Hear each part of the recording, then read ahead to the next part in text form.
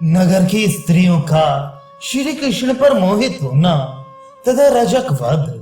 नारद जी कहते हैं, राजन, दुर्ग से युक्त मथुरापुरी स्वर्ण एवं रत्न जटित सुंदर गिरों तथा गगनचुंबी महलों से देवताओं की राजधानी अमरावती के समान शोभा पाती थी। यमुना के तट पर रत्नों की सीढ़ियां बनी थीं। वहां चंचल लहरों का कौतूहल देखते ही बनता था। उन सब से तथा दिव्य नर नारियों से युक्त वह नगरी अलकापुरी के समान शोभा पा रही थी।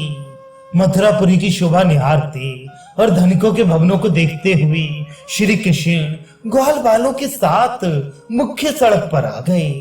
वसुदेव नंदन श्री कृष्ण के आगमन का समाचार सुनकर मथुरापुरी की स्त्रियां, जो उनके विषय में बहुत कुछ सुन चुकी थीं, सारे काम काज और शिष्यों को भी छोड़कर उन्हें देखने के लिए इस प्रकार दौड़ी मानो नदियां समुद्र की ओर भागी जा रही हों।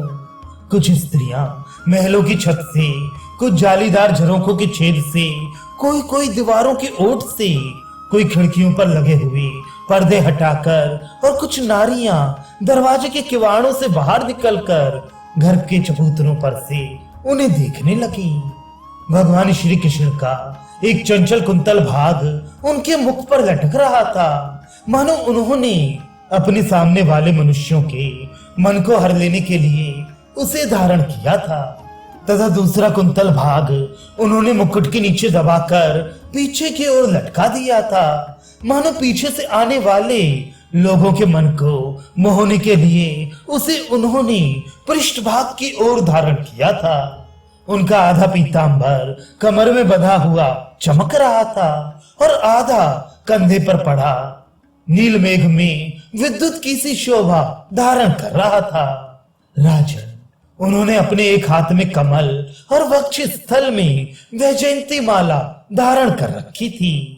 कानों में नवीन मकराकार कुंडल पहने तथा बाल सूर्य के समान कांतिमान सोने के बाजूबंद से विभूषित बाहुमंडल वाले असंख्य ब्रह्मांडपति परात्पर भगवान वसुदेव नंदन श्री कृष्ण को देखकर समस्त पूर्वासिनी स्त्रियां मोहित हो गईं। नागरी स्त्रियां बोली, अहो, वह वृंदावन कैसा रमणीय है जहाँ ये नंद नंदन स्वयं निवास करते हैं।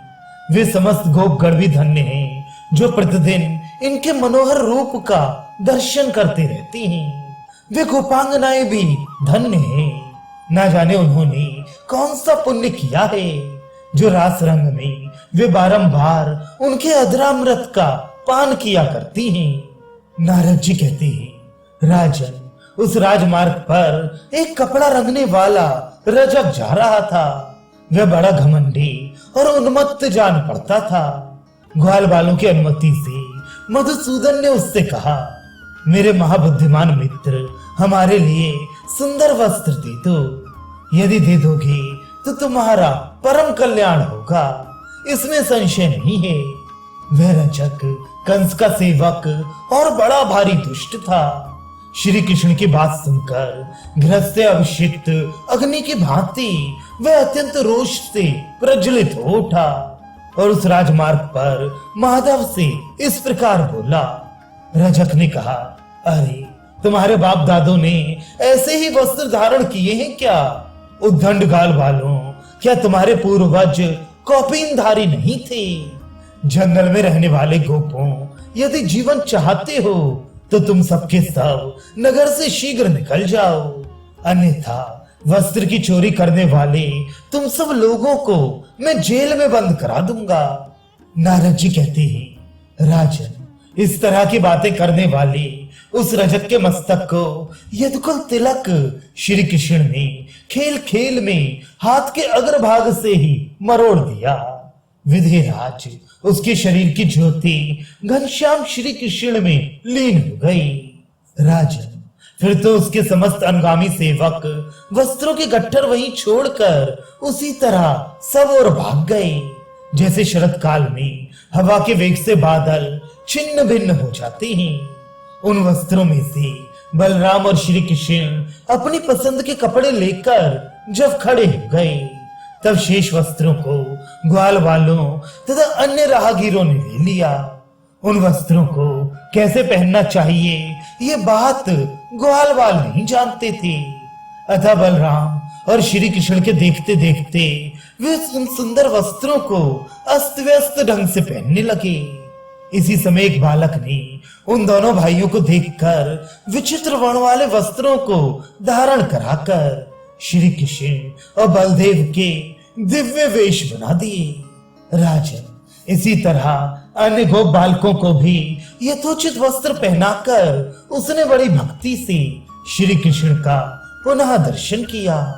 उस बालक पर प्रसन्न हो भगवान ने उसे अपना सारूप्य प्रदान किया तथा बलदेव जी ने भी पुनः उसे बल, लक्ष्मी और ऐश्वर्य दिए।